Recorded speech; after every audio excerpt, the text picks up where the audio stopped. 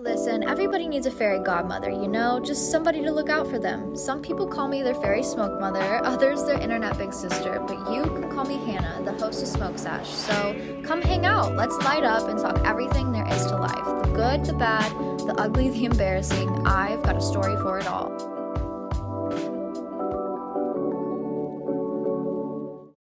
Okay, cute. Hello, hotties. Welcome back to another beautiful little episode of Smoke Sesh. I'm so excited to be back with you guys on this beautiful little sunny, amazing Thursday.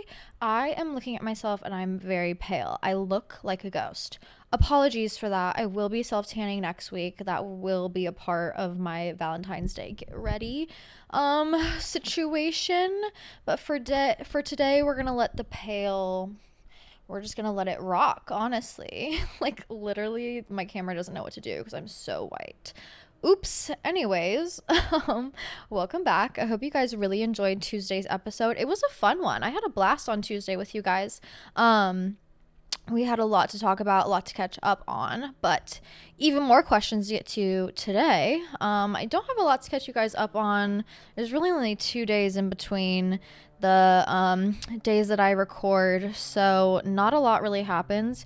Your girl be working out. I've been pretty consistent with working out.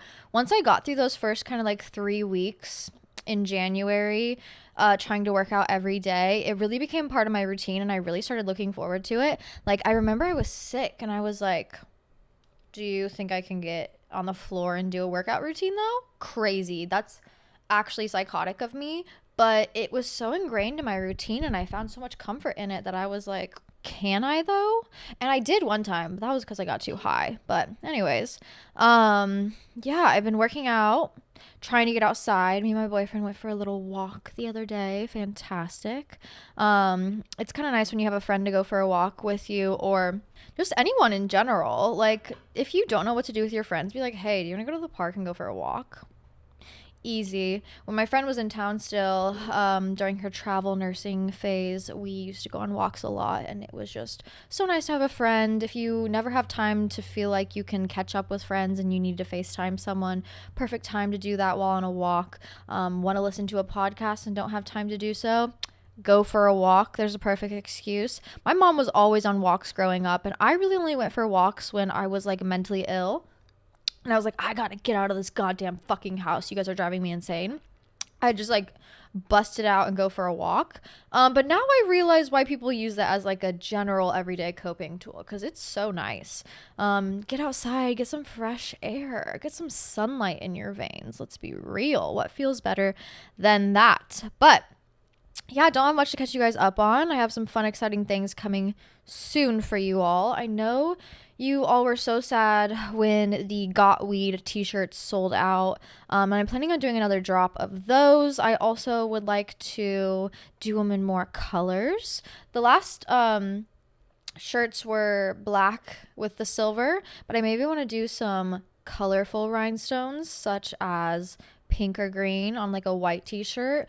Just a fun little hot going out top. And I also have some hoodies coming out soon, so stay tuned, as well as some smoking accessories. That's a little harder to get a hold of though, because I'm picky. I am picky about my smoking accessories. Someone asked where I get my smoking accessories, and things of the sort. I'm still sick, so unfortunately I will not be smoking with you guys today. I'm sorry. Don't log out. Don't close this yet. Please stay. It'll be fun. But I get most of my smoking accessories from Canna Style. I feel like they kind of are the best around. I do like, what are they called? They're called like Eddie Parker. They're a little bit more high end. And I wouldn't invest in the higher pieces, like the $100-$200 pieces, but they're small little things, like their stash jars or their wraps are pretty cute. And then my go-to wraps always are usually Blazy Susans. What's better than pink? Are you kidding me? So yeah, Blazy Susan, everything's pink or purple. What's better than that?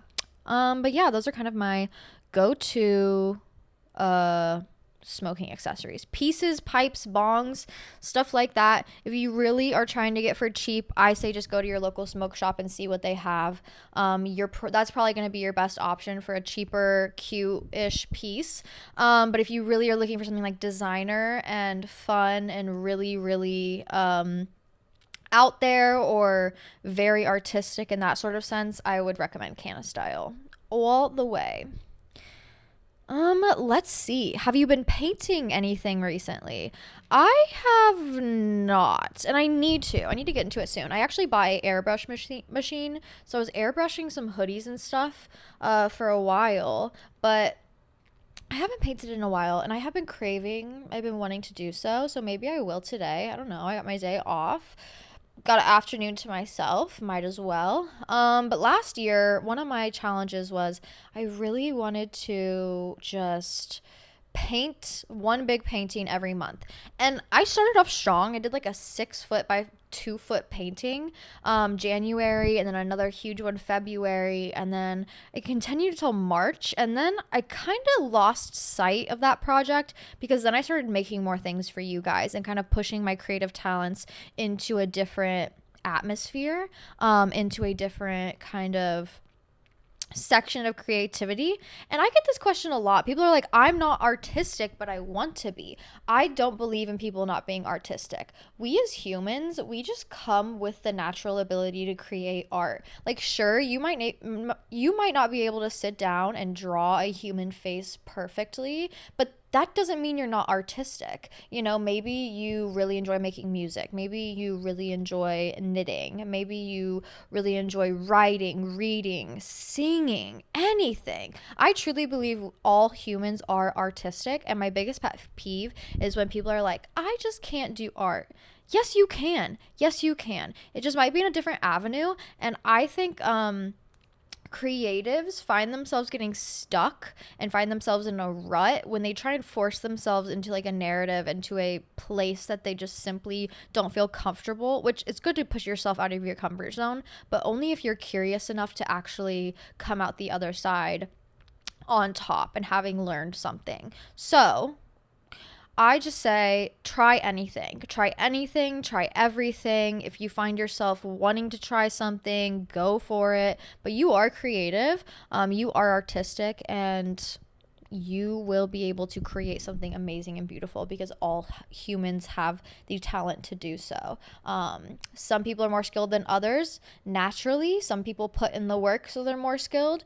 Really just depends on how bad you want it, but anybody can create anything. And I think we saw that especially during the pandemic. The pandemic gave us so much time to really just look forward to the small things in life and really just take note of what truly brings us joy and what small things in our life do we need to continue to do to bring joy to us. And a bunch of people learned how to knit, a bunch of people learned how to make rugs, a bunch of people learned how to paint, start their own clothing brand, small things like that. You don't necessarily have to do it in the hopes of creating a brand or creating a new company. Sometimes it's just like, I need something to do after work that's not going insane, and maybe I'm going to pick up knitting, maybe I'm going to pick up quilting, writing, anything of the sort. But I really recommend, especially if you're not a creative person, to lean into the more creative sides of things and challenge yourself. You really can do a lot if you put your mind to it. But no, I haven't been painting recently. I have really been working on my overall kind of brand in a sense, but more so just like creating items that I want personally, but then I can also give to you guys as well. I think there's nothing cooler than designing something and seeing someone wear it, and that is just like, it's so fun to see that. So thank you to everybody else who supports me through that and buys the things I create. You are amazing and you're beautiful, and I will never put a product out there that I do not enjoy and use consistently. I'm not trying to do this for a cash grab. It truly is just like a passion of mine, and I'm really trying to lean into passions. How many plants do I have?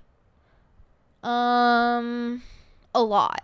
I have, well, all of these behind me are pothos plants. They go crazy. They just need a little bit of sunlight, a little bit of water. They'll tell you when they're sad, like droop a little bit. But I have probably 20 plus plants. Last apartment I had like 10-ish. This apartment I've been getting some bigger ones. And people have been really sweet and gifting me some as well. My parents have gifted me a few. I've had regulars at my work bring in some plants for me, managers, and they've seemed to be thriving. But I also, as you can tell, have a lot of sunlight in this apartment. I have a bunch of windows. If you need something that's low light, easy to take care of, I say go with the pothos plants. You really can't go wrong. They will survive anything. You'll see them get sad. As long as you give them water, they'll perk right back up. And when you buy one pothos plant, you actually have 10. Because if you take this little piece and you just cut it off, right where there's like a little node, you'll see like a little knob. Cut it off, put it in some water, let it grow 3 roots. Boom, now you have a new plant. Get a new pot, pot it. I thrift all my pots from thrift stores. Don't forget the home goods sections in the thrift stores. I find the best stuff there. But I love plants, especially during like summer where maybe I'm working inside and can't get outside, or winter where everything's fucking dead. Having like my home be full of life and also giving myself a reminder to not only take care of myself but also take care of the things around me is really beneficial, especially for my extra depressed, crazy brain. Sometimes I just need that reminder, like, hey girl, when's the last time you drank water? Also, when's the last time your plants drank water? It's kind of just like a physical reminder. Tips on how to quit your job because you're depressed and miserable there. Valid. I feel like a lot of people are depressed and miserable in their jobs. All you have to do is utilize that like anger and that sadness from your job and put it into something productive. I love spite. I love being spiteful. And people are like, that's not healthy. That's not good for you. We shouldn't be feeling that way. You should not want to be spiteful. But here's the thing. I always use spite in a healthy, positive way. I feel like a lot of people use spite and then kind of just like succumb to a horrible, awful version of themselves and become worse than the person that hurt them. That's not healthy spite. I use spite in a sense where it's like, fuck you. I have no choice but to do better. So then you look at me and you're like, damn, I fucked up big time. So you kind of can do the same thing with your job as well. While you're at a job, every single successful adult individual that I have seen unhappy at their job, what they'll do is at their job, they'll be like applying for other jobs while they're clocked in, going to interviews directly after work, or taking a lunch break, going to interviews. And then as soon as they find a new job that's better than the one they hate, because they hate it for reasons, so they can, be on the lookout for this new job, possibly having the same red flags. Get the new job, quit the old job, bye-bye. Now you have something new to look forward to and exciting, and you've moved your way up in life. But the longer you sit in that discomfort and that anger without doing anything, the more frustrated you're going to be and the less likely you are to do something. So as soon as you feel that way, act on it. I am pro quitting jobs, but I'm pro quitting jobs only if you have another job lined up. That is it. Do not quit a job and then put yourself in a rut because you don't have something else lined up. It's okay to suffer a little bit in order to grow, but don't make yourself suffer unnecessarily. Don't quit your job and then be shit out of luck. A job is better than no job, even if it sucks.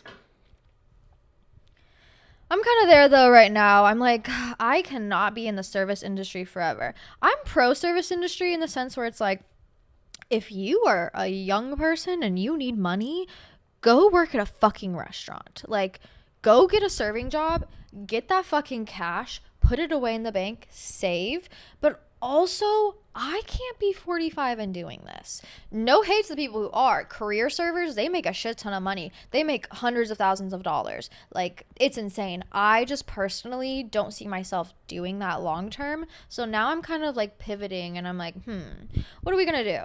What are we going to do? Are we become Wendy Williams talk show? Are we going to keep doing this podcast? Maybe bring on guests? What are we going to do? And I love having that question of like, and not being afraid of it. In the past, I used to be like, oh, fuck, this cycle of my life is coming to an end.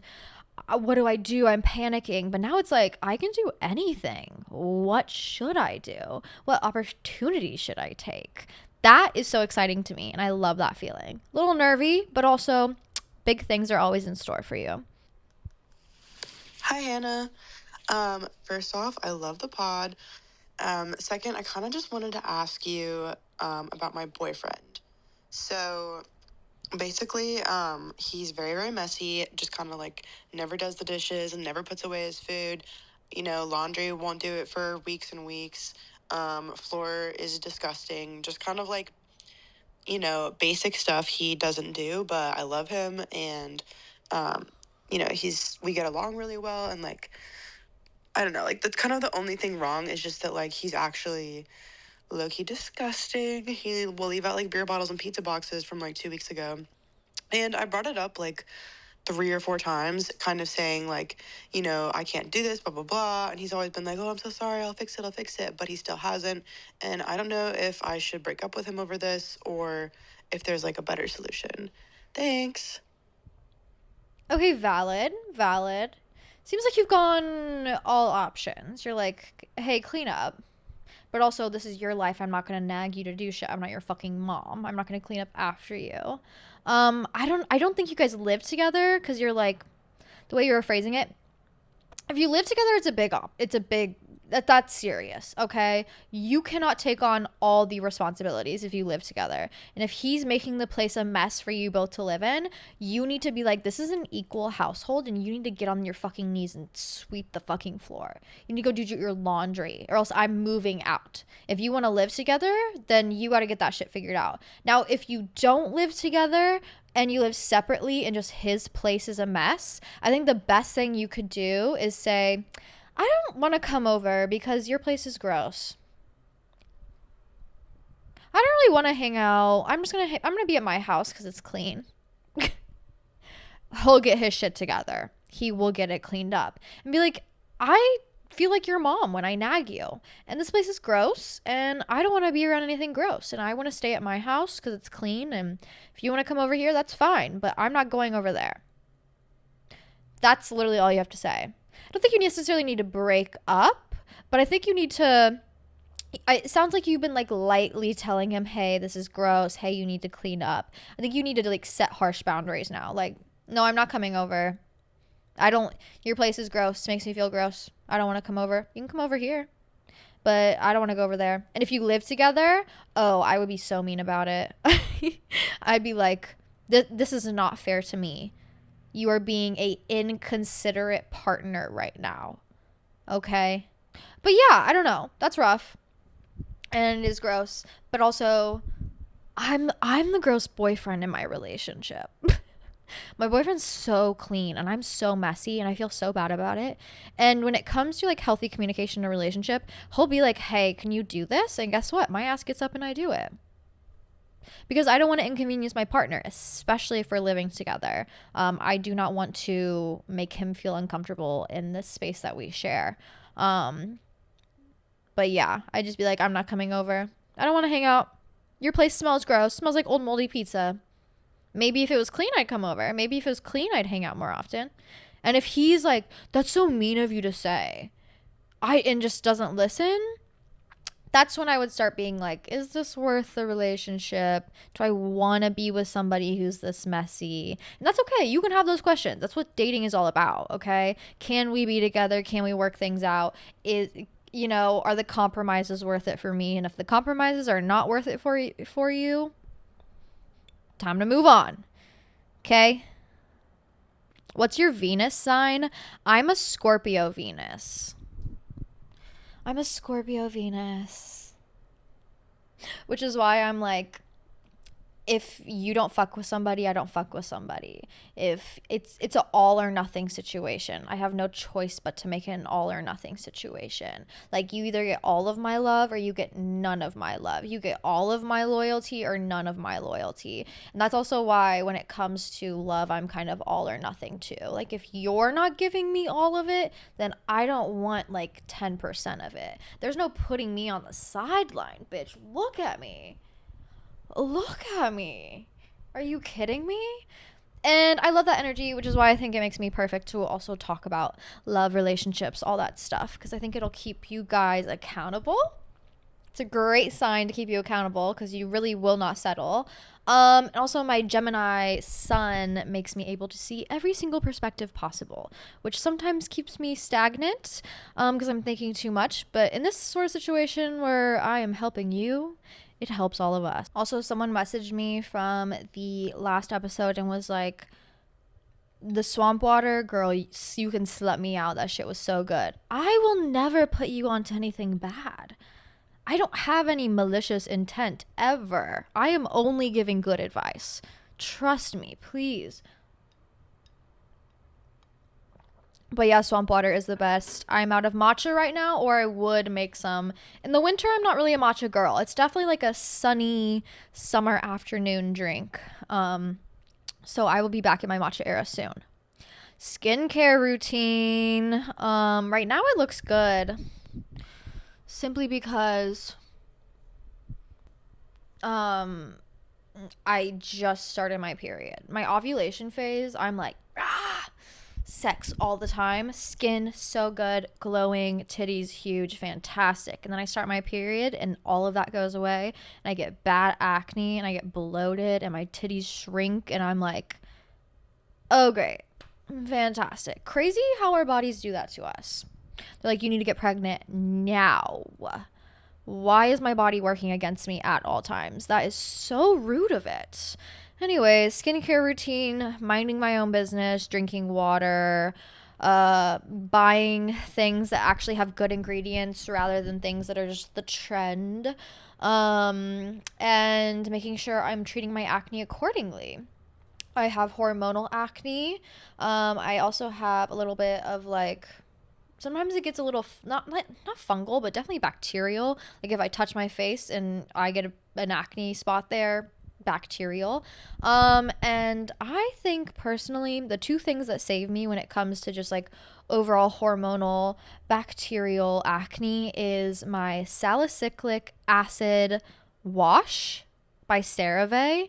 It's the CeraVe like foam cream cleanser acne wash, and it says salicylic acid on the bottom. Fantastic. It's like $20, but I buy one like once every 3 months. You just need a little bit. A little bit goes a long way. Fantastic. That, and then also for my back knee girls, because I got back knee like a motherfucker. I don't know why. I don't know why. And I've been through Accutane. Accutane cleared my first round of acne. My teenage acne, that shit, gone. And then I went through like my second puberty. You know, your like womanhood puberty in your mid 20s. And my back knee came back. My face acne did come back, but my back knee came back and I developed acne on my neck. Very weird. Very weird. And you gotta like adjust with your body as this is happening. But the Malaysia, personally, I love Malaysia because it's like it's a light formula. It doesn't make me break out. But any sort of benzoyl peroxide on those spots and I rub it, I slather my back in that shit, gone. Also, really great at helping clear acne scarring. So that's my skincare routine. But yeah, minding your own business, drinking water, and making sure you are using products that are targeted towards your face. And if you see yourself breaking out, stop using them. Okay? Stop buying the latest trends. They don't usually work. It just means they got a good marketing team and a lot of money to throw at influencers. I will only recommend things for you that I genuinely enjoy. But also, that's why I like to preface these conversations with the type of skin that I'm dealing with. Do you have any tips for becoming more motivated and productive for schoolwork? Yeah, treat yourself. You're like, what? Yeah, you gotta have like a little treat at the end of the day. The only way I was able to actually like get through nursing school was I was like, I gotta go study for 9 hours. Not fun. But also I'm not allowed to smoke until after.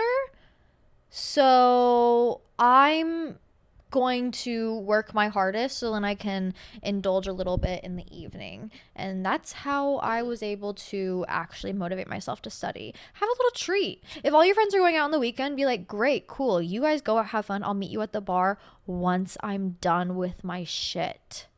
Okay? I guarantee you're going to be in there studying the hardest you've ever studied in your life, doing your homework the fastest you've ever done in your life because you're going to want to go out with your friends. But you got to have rules and boundaries in place and a little treat at the end of the day.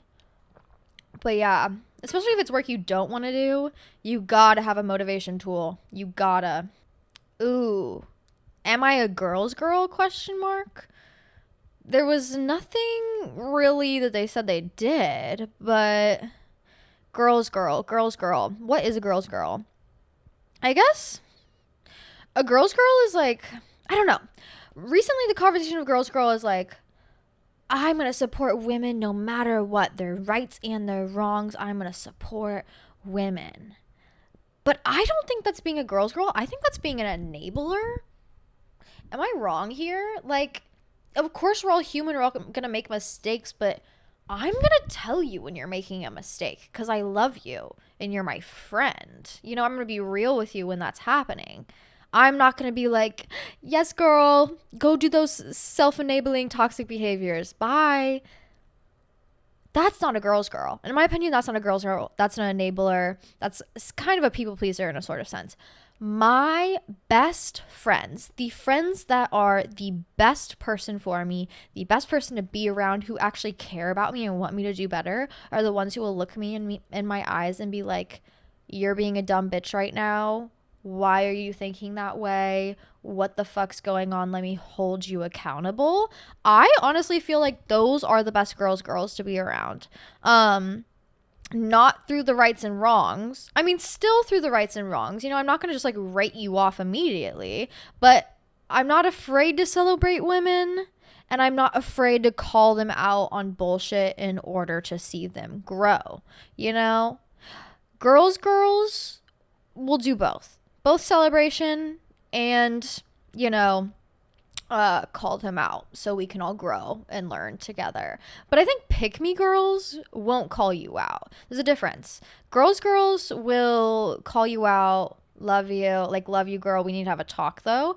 Pick-me girls won't say shit. Like, they won't celebrate you. They won't tell you when you're doing bad so you can do better. They'll just, like, watch from the sidelines. Sorry, little water break. Not me with my 4 drinks around me. But I think pick-me girls, especially, I don't know, pick-me girls are more centered around men. They don't really care how you're doing because they only care how they're doing in relation to men. And I guess we can get into pick-me girls, but I don't know, it's kind of sad. Pick-me girls are sad. Every time I see a pick-me girl, I'm like, R.I.P. Fallen soldier. Like, come on, girl. Come on. Talk about being a girl's girl. I will call those out. But it's sad because it stems from a place of insecurity and like feeling the need to fit in and like fill your insecurity with male validation, which will, pro tip, male validation will never ever make you feel whole. It won't. Okay. And I don't know if it's because either like you lacked it or placed like that male validation on a pedestal as a child. Or because society's pressure on women to appease men. Overall, the pick-me is putting other women down / not being a girl's girl. Knows a man is toxic, yet keeps making space for them, seeing them, even if they are a loser. So yeah. Pick-me's, R.I.P. You're in dick-induced psychosis. Please free yourself. We talked about that last episode. Dick-induced psychosis is so real. Women lose themselves so quickly. Please learn the importance of yourself and decenter men from your choices, your overall viewpoint in life. It is hard. Like I said, either it can stem from maybe like a childhood situation of you not having that or placing too much emphasis on it, or just an overall society pressure to need to appease men in order to feel good about yourself. But there's nothing sadder than seeing a pick me. And quite frankly, if you associate yourself with losers, it also makes you a fucking loser. So wake up. I love you. We need to do better. We need to uplift ourselves. We need to prioritize ourselves. It's okay. Okay? Just because you're a woman doesn't mean you shouldn't prioritize yourself. Let's be real. How can I impress this woman I like? Make a plan. Make a plan. You know what a woman likes? A man with a plan. Okay? You know what the worst text is to receive as a woman? What do you want to do? Girl, kill me. Ooh. I don't know if I can say that. Literally, it's the worst. How dare I, as a woman who has to, get dressed, get ready, make myself presentable, stress? How dare I make the plan? Also, heteronormative relationship. Not sure how you feel about this. Maybe you like making the plan. Anyways, if you want to ask someone out, you better have a fucking plan. Okay, you better have a date in mind. You better have an activity in mind. There's nothing hotter to a woman than somebody with a fucking plan. Whether it's for a singular date, whether it's a lifelong plan, as long as you have shit figured out, oof, no panties, quite frankly. Still need help with open relationships, bae. We talked about this last episode. The audio episode on Tuesday. I don't believe open relationships work with young people. I don't. Might work for 2 weeks, might work for one person, but it never works for the full group. Ever. Unless you are 70 with fucking 40 years of marriage under your belt and you want to try swinging for the first time, then it might work. But for young people, girl, just don't be in a relationship. Okay? Just don't. Just don't. That's like the best thing I can tell you. You want to go fuck 10 people? Amazing. I love it. I love it. I will never not tell you to do that. If you want to go do that with your body, fantastic. But you also have to understand like the people you're dragging along through that and set boundaries accordingly so you can minimize the damage you do. Like, at least be honest. I guess if you want to be not to be a hater, sorry, but if you want to be in an open relationship, the one thing you can really do is set rules and regulations and have like fucking company meetings, okay? You and the 4 men you want to have in your little harem, fantastic. Let's have a little company meeting and talk about what's allowed and what's not allowed, because they never work out in young relationships because we don't know how to communicate correctly. And then there's a miscommunication or someone oversteps a boundary and then it's just like a fucking spiral. You might as well just be single and do your own fucking thing. I guess we can do our little book club meeting. I do a monthly book club with my Patreon girlies. You guys know I love you all. I need to post February's book. I'll get into that this week. I'll make a post maybe today about the book I'm reading in February. But January, our book club book was, and a bunch of you recommended this to me on Monday when I was asking for recommendations, but it was called Bunny, a Novel by Mona Awad. And I talked about this in the beginning of the month. I think like the third video episode we did together. And I talked about how much I really enjoyed it and how much I enjoyed getting back into reading. I think she's a great author. If you like getting lost in the details of things, if you like a little bit of like psychosis, delusional vibes, I think this is for you. I'm not going to spoil anything, but you're definitely like guessing what's real and what's not the whole entire time. It kind of has some Saltburn energy, but it's giving like rich, bored, European student university energy. And this girl is just insane. But yeah, you really have no idea what's going on, and she just throws so much random stuff at you. And there's definitely some conversation about underlying needing to control and manipulate every aspect of your life and how damaging that can be. But it's a good one, especially for the girls. It was a fun read. It does get a little tricky at times because there are like long paragraphs about detail and just kind of like ramblings, but I think it really builds the character into what they truly are, which is just like crazy. And you're just like, I don't know what's going on. But I think it's like out of 5, I would give it like a 3.54, 3.75. Okay. Not completely enthralled, but a great one to jump into, especially for a fun little challenge. And then I had someone ask, what's some great tools for like bringing out your inner child? I bought this book, I think about this time last year, but it's called Recovery of Your Inner Child. And it's written by this therapist slash PhD student about how you can talk to your inner child, find what it needs, practice or and practical, helpful, easy advice. There's like activities you can do. There's drawings you can do. Talking about the importance of parental influence as a child, how to break it down. And if you're looking for like in-depth actual therapy help in a book form, I think this book is a fantastic option. Both of these I got on Amazon. I think you can get them at your local bookstore too. So those are my book recommendations for the month. I'm going to share what my February book is on the Patreon so the book club girlies can get into it. But thank you all for your book suggestions on Monday. I really appreciate it. Oh, the Grammys. The Grammys. I knew I was missing something to talk about. Me and my boyfriend watched the entire Grammys. It was so good. I love a award show. I love yes, let me watch the celebrities. Like, I love that kind of indulgence. I don't really watch or keep up with celebrities that often. So when there is an award show like the Grammys or the Oscars, I love it. That's like my one little yearly celebrity indulgence, and it's fantastic.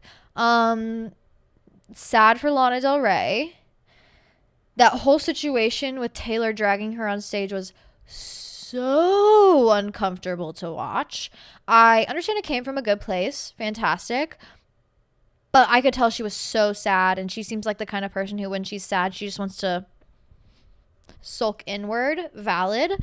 But also, she won her first Grammy.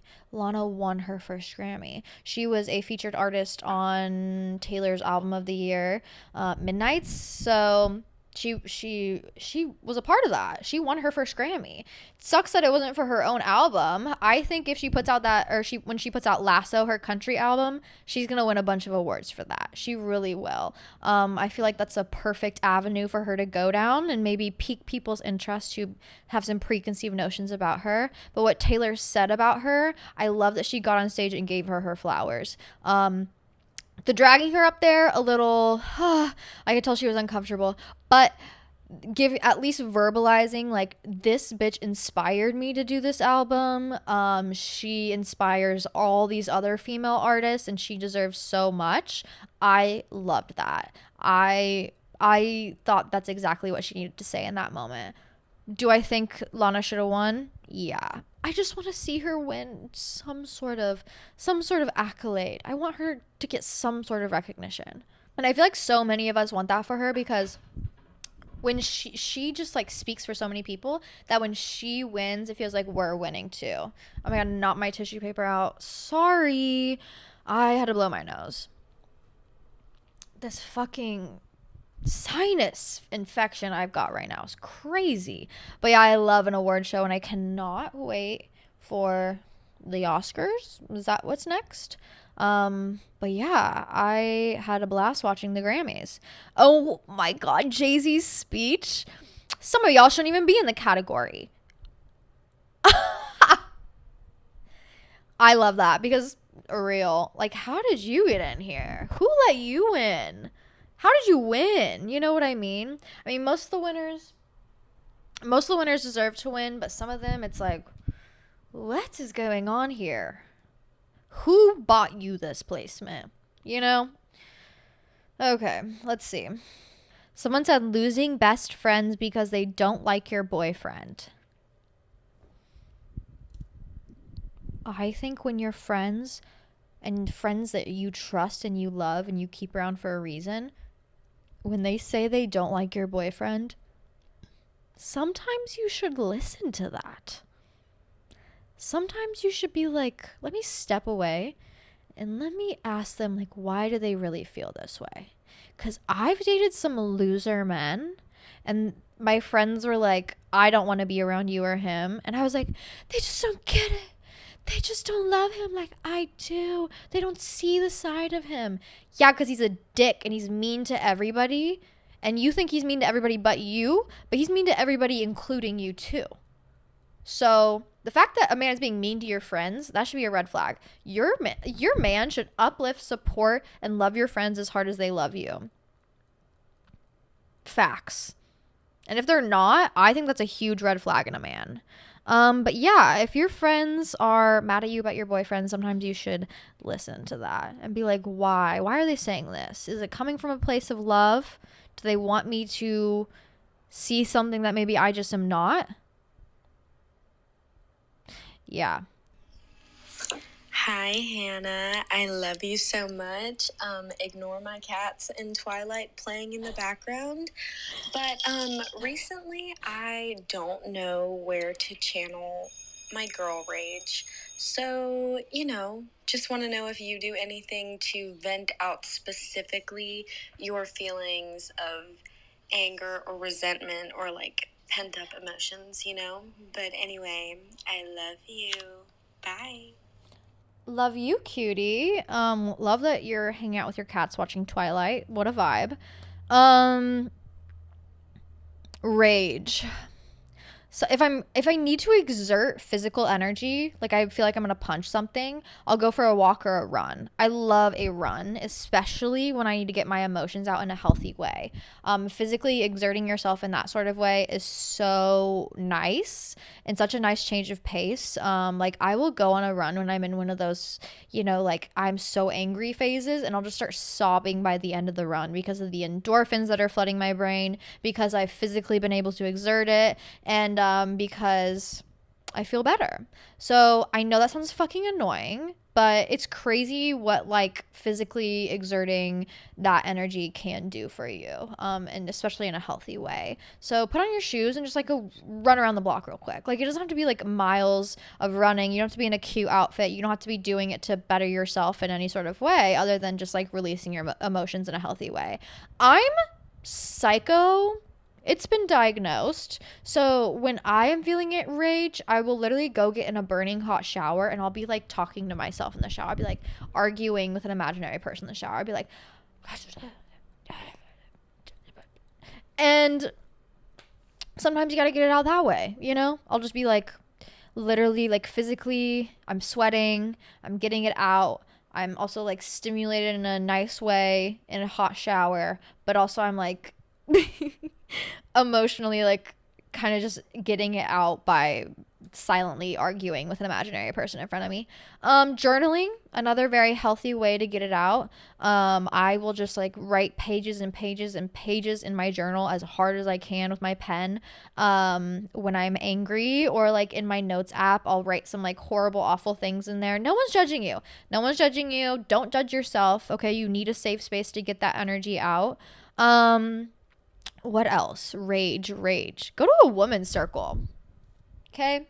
Go see what the local witches are up to. Go scream in the woods with your friends. Like, go get your friends together and go write down everything that you hate or you need to get off your chest, and, have a woman's circle and burn it in the forest. Please, fire safety. Maybe plates. Go break it. Me and my brother, once again, he's so much older than me, so we didn't really know how to bond.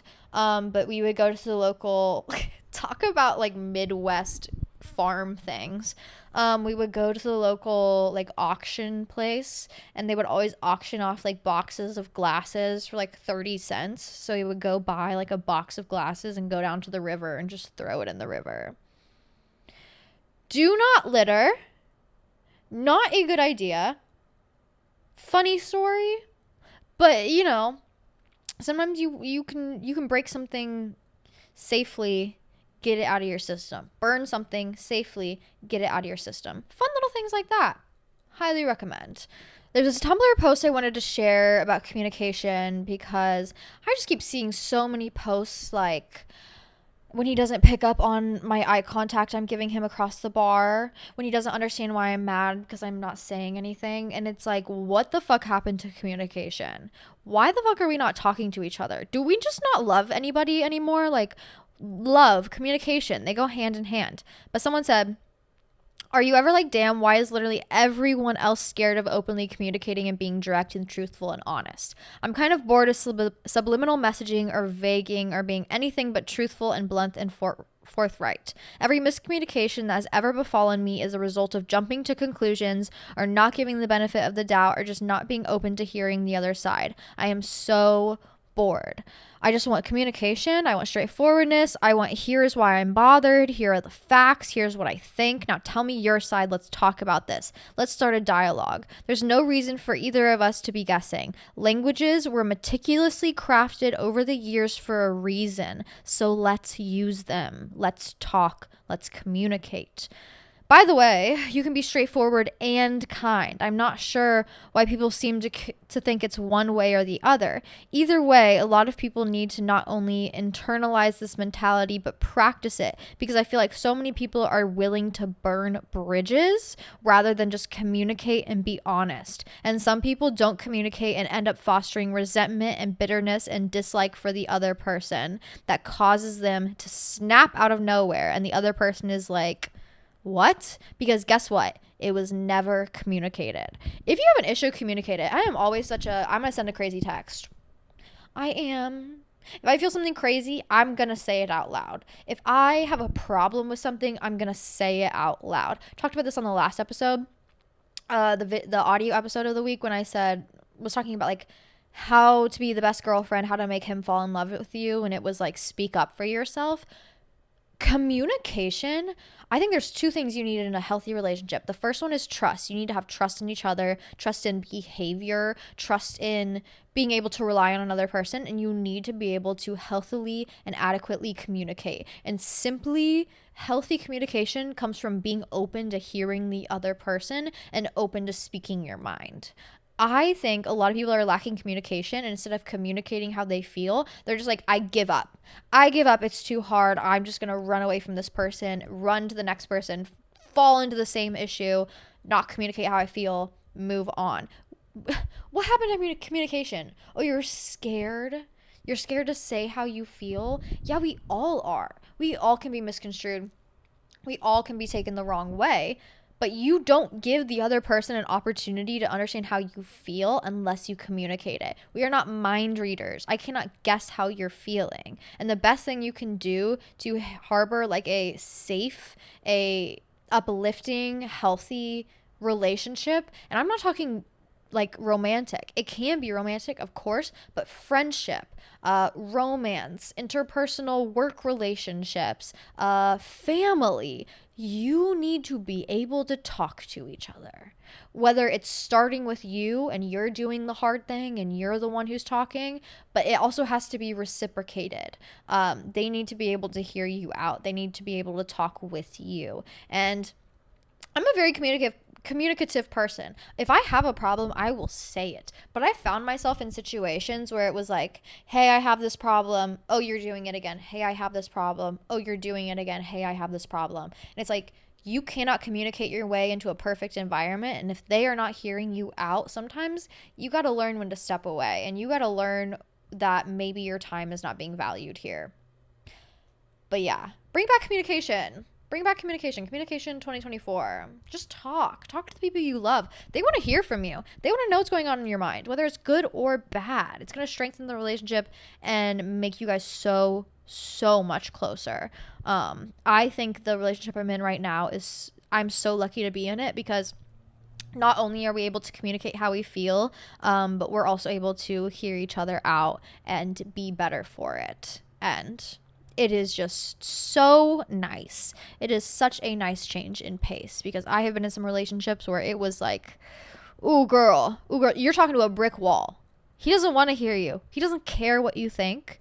You need to realize that and find someone who does. Anyways, yeah, send that crazy text. How can I deal with feeling bored in life? I feel like everything is monotonous and not fun now. Well, when was the last time you set something fun up for you to do? When was the last time you went and picked strawberries in a field? When's the last time you went to the local park? When's the last time you cracked open a new book? When's the last last time you talked to a friend? You know, it's feeling monotonous because you're not trying new things. You're not putting yourself out there. And it's going to continue feeling monotonous until you do so. But you will find joy and peace in life again if you simply seek it out and try. I promise. Where can a girly get some recipes as someone wanting to get into cooking? Etsy. Ooh, Pinterest. That's the word I'm looking for. Pinterest. Yeah, that is going to be the best place. I love Pinterest. It's recently become one of my favorite apps. 2 apps that I open in the morning, Pinterest and Tumblr. If I need that little spark of inspiration, those are my go-to. Pinterest is fantastic for recipes, trying new things, baking, outfit ideas. I love a board. I love finding cute images and scrapbooking them digitally. It's so nice. But yeah, Pinterest has some very fantastic, easy intro recipes. Also, I think I'm going to make some more recipe videos because I love cooking. I didn't realize I was so good at it until everybody around me was like, requesting food from me, and I'm like, what? It's not that good. And then I was like, oh no, they're craving it because it is good. And you cook well when someone's grandma is like, this was fucking good, you need to bring this back next time.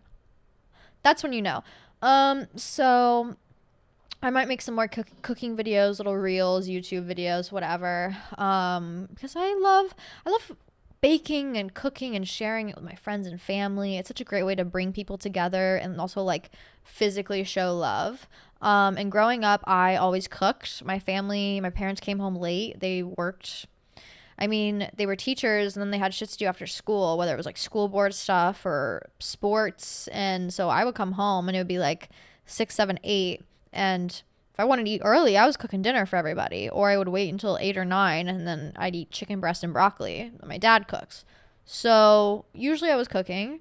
And yeah, I like cooking. Also, like when I need time to myself where it's like, don't talk to me, let me put some headphones in, let me just do my own thing. I love cooking because at the end of it, you have something yummy. You feel like you've done something, gives you like a couple hours to just, waste if you have time to waste, to really just focus on yourself.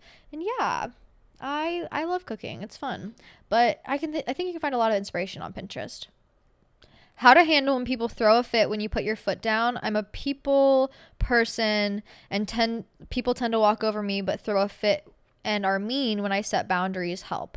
You're dealing with a toddler. Are you dealing with a 2-year-old? Because it sounds like you are. And if you're like, no girl, I'm dealing with a 25-year-old. That's when you need to start realize, okay? That person is acting like a 2-year-old. For what? You're communicating how you feel? Do you really want that person around you if every time you say something that's on your mind, they're going to throw a fucking fit? No, you don't. Those people, I look them in the eyes and I say, I'm going to let you figure that out on your own. I'm going to go have fun. I'm going to go do my own thing. And when you're ready to come back to me, this is my mom's first grade tone. I know this tone so well. She talks to me so much in this tone. I'm gonna let you sit with that energy. I know it's a lot to sit with, but I'm feeling good about how I've communicated and expressed myself. So if you need time to work on how you're feeling, I'm gonna give you that time and space, but I'm not going to let you impede on my good time. So you take time to yourself, but I'm going to go. And you can come find me when you're ready to talk. You got to put them in fucking adult timeout. Literally. Don't come at me all crazy. I'm not going to give you that energy back. You sit with that. I'm going to go have a good time. Let me know when you're ready. Literally. But you're dealing with a 2-year-old. They're throwing a hissy fit over how you feel. If it's a romantic partner, I say that is a big red flag and you should probably get the fuck out of there ASAP. If it's like a family member, it gets a little bit more complicated because family can be fucking crazy sometimes. And if it's a friend, yeah, I would distance myself like as soon as they start getting crazy with me. Let them know they're crazy, but then don't let it impede on like your good time. Go take space apart so they can think about it and then come to you when they have a response that is respectful and constructive. But yeah, sometimes you gotta fucking break out that fucking first grade teacher voice. I think you need a breather, and then we can talk about it. I've been in this situation so many times. All caps. My parents found my weed. What do I do? Me and my brother have a huge age gap. He's like 9 years older than me. So we have always been at two very different stages in our lives. I'm talking he's in high school, I'm in elementary school. He's in college, I'm in elementary, middle school. He has two children. I'm here, but I'm definitely not there, you know? And the only times I would ever call him like panicking are A, when I was about to drop out of school, and B, when my parents found my weed. I didn't realize growing up that my parents found my weed all the time. I just thought I was high as fucking losing it. No, they were taking it. I think my dad was probably smoking it. Not my mom. Not my mom. She was always the one who was mad. My dad was always like, but my mom was always the one who would send the text. And it was always like when I was out doing something and it would just be a picture of like my pipe. And I would get that picture and my heart would just like do-dunk, do-dunk. I would start freaking out. And it's because I knew I was in trouble, but there was nothing they could really do. You know what I mean? You as a parent are supposed to be mad about your kid smoking weed. I just feel like if you're the parent who's like, no, my 14-year-old can smoke weed in the house, that's child neglect. It's normal for your parent to be mad. If I was a parent, even if I did smoke, I would have to be, mad about that situation. Maybe I would go about it a better way. Like, let's talk about it. Let's break down what it is to be, a family with history of an addiction. Like, let's get technical about it instead of just like angry grounding. Let's not talk about it. But they will realize that, this is a part of just being a fucking teenager. I feel like they do have to kind of get you in a little bit of trouble or they're not a good parent. And you just got to take it on the chin. The best thing you can really do is be like, yeah, I fucked up. Oops, sorry. My bad. Don't get mad at me. Won't happen again. But yeah, sorry, my bad. That's really the best thing you can do. Especially if you want them to like forgive you and build trust again. You really just got to be like, yeah, sorry, dude, I fucked up. Didn't mean to. I'm a teenager. I'm doing crazy teenage shit. At least I'm not out doing fucking cocaine like the other teenagers were when I was in high school. But yeah, when I was in high school, I was going to party after party after party. Friday night, what we would do is we would go to my friend's house because she had a window in her basement. We could crawl out of the window, and all my friends were cheerleaders. So what we would do is they would one-man us up and out of the fucking window. She'd pick us up with our feet and just push us out of the window. I would have bruises all up my fucking ribs from army crawling out of this window. And it was because her mom slept the hardest. She would not wake up. So we could crawl out of the window and crawl back in late in the morning, and she wouldn't hear. Friday night we would go over there and crawl the window, and then we would run to one of our friends' cars who always parked down the street. So when we started the car, it wouldn't be loud. They would park on the street. They would walk to the house. We would crawl out of the house, run down the street to the car, and then take off. And all night we were on Snapchat just texting everybody, where's the party, what's the addy, blah, blah, blah, blah, blah. And then we would just go party to party to party. And the thing is, all the parties would get shut down by the cops. As soon as the cops show up, you get the fuck out of there. Get the fuck out of there. There's no hanging out. There's no, oh, they're not going to come inside. You get out of there, okay? Go home. But the cops would always shut the parties down. But I remember that we were at this one party in this rich ass neighborhood, and we walked inside, and I was like, damn, no one's gonna have weed here. This sucks. Walked inside. The whole kitchen island was covered in weed. I'm talking pounds and pounds and pounds of weed. And I just grabbed a whole handful and took off. And I was always that girl who was just going to be smoking in the living room. Like, I'm not a huge drinker. I can't fucking throw ass. Like, my ass is going to be sitting on the couch smoking weed. And whoever wants to join, please join. I'll talk to you. I'll be a good friend. But I was crazy in high school. We were always out on the town, party after party, drinking fucking blue vodka and Gatorade. So bad. So bad.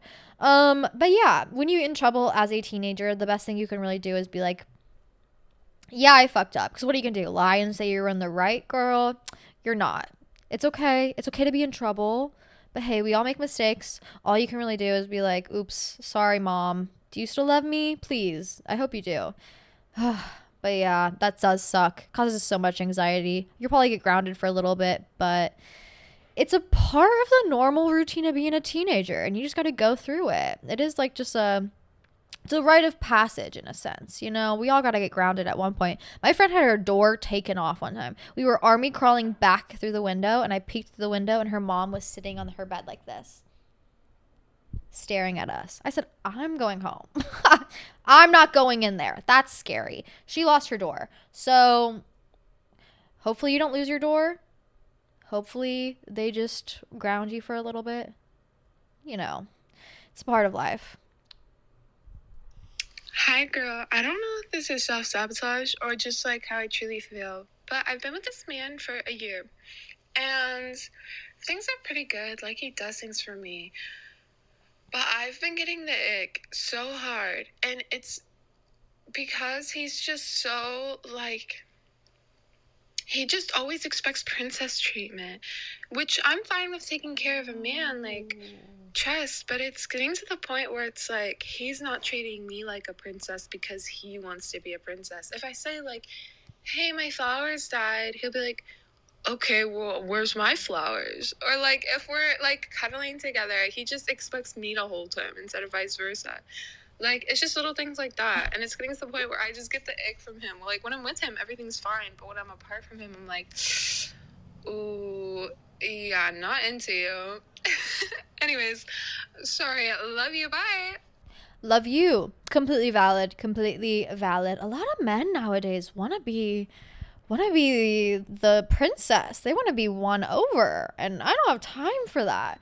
Anyways, yeah, I don't know what this new fad is with men wanting to be won over, but I'm the prize. I need to be treated as such. And I feel like that's a valid ick, especially if maybe you are not the kind of person to, like, I get, you know, we don't need strong female male gender roles. I get that. We're breaking boundaries, fantastic. But also, like, I want to be treated like a princess. Is that too much to ask? Is that too much to ask? My flowers are dying. Is that too much to ask?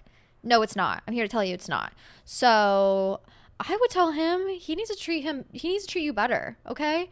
I'd be like, hey, I love celebrating you, but you don't celebrate me enough. Your turn to pay. I'm going to send you a link to flowers. I'm going to send you a link to this. I'm going to send you a link to that. But yeah, I get that. If you want to be treated as the woman in a relationship, then you deserve to be treated that way. And if you feel like it just isn't going to happen with him, maybe it's not going to happen, especially when he's got that fucking attitude when you ask for something. I can't stand that. Oh my God. Well, where's my flowers? Bitch, shut up. What do you mean, where's your flowers? I've bought them for you. I'm passive aggressive though, so I'd buy him flowers and I'd be like, since I never get any, since mine are dead, I figured I'd buy you some. You know, I just want to act the way I deserve to be treated. He'll get his shit together. But yeah, valid ick. Listen, we don't have to behave, in very strict gender roles. Sometimes women like to be the breadwinner. Sometimes men like to be the stay-at-home wife. That's fantastic. Amazing. Whatever works for you in your relationship. But if it ain't working for you, it ain't working for you. And a lot of these men have become soft. I don't think they realize the privilege they have and how far they get ahead in life simply because they're the man. They need to start acting like it and treating you accordingly, okay? And taking care of you and showing up for you. And sometimes you just got to get on them. Like, if you see, like, he can behave, he maybe needs some training, sometimes you gotta train your boyfriend. Sometimes they're fucking stupid, and you gotta be like, hey, get it together. And the good ones will listen. The bad ones, they'll run away. But hey, if they're not meant to be, they're not meant to be. Anyways, I'm gonna dive more into like that topic on a later date, but I've got to get going. I need to get some lunch in me. It's 3 o'clock. Time fucking flies when you're having fun. I've had a blast here with you all today, and I hope you have a fantastic rest of your Thursday. If you didn't listen to Tuesday's audio episode, go give it a little listen. I'm also going to upload a baked and baking video for the Patreon today if you'd like to join. Patreon.com/smokeseshshoddy. I will put all the links everywhere. Okay, follow me on Instagram at Hannah Marlene if you want to see what I'm up to. And yeah, I will see you all again next week for 2 more episodes. Mwah.